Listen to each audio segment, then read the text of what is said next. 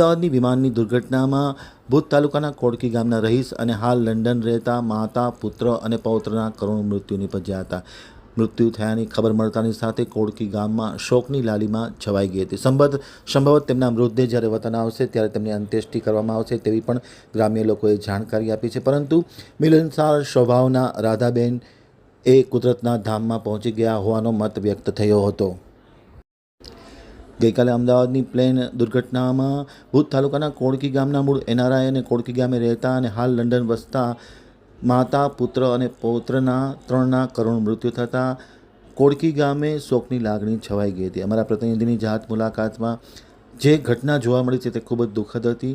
આ પરિવાર ગત એપ્રિલ માસમાં સ્વામિનારાયણ ભગવાનના એક ધાર્મિક કાર્યક્રમમાં હાજરી આપવા માટે આવ્યા હતા અને બાદમાં ગઈકાલે તેઓ પોતાના લંડન જઈ રહ્યા હતા અને આ દુર્ઘટનામાં માતા, પુત્ર અને પૌત્રના કરુણ મૃત્યુ નિપજ્યા હતા.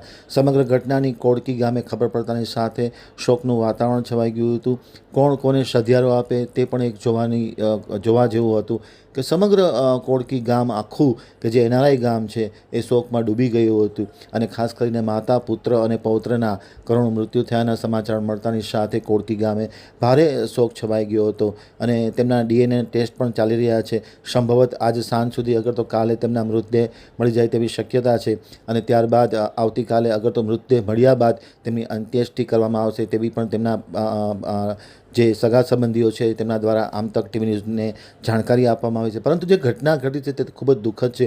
અત્યંત મિલનસાર સ્વભાવના રાધાબેન ખૂબ જ ધાર્મિક પ્રવૃત્તિના હતા અને જ્યારે પણ ધાર્મિક કાર્યક્રમ તેમના વતન કે તેમની આજુબાજુમાં ક્યાંય થાય તો તેઓ હંમેશાને માટે પહોંચી જતા હતા. પોતાની સેવા પણ અકબંધ હતી અને આ સેવાને લઈને ભગવાને તેમને બોલાવી લીધા છે તેવું પણ ગ્રામ્યજનોએ આમતક ટીવી સાથેની વાતચીતમાં માહિતી આપતા કહ્યું હતું.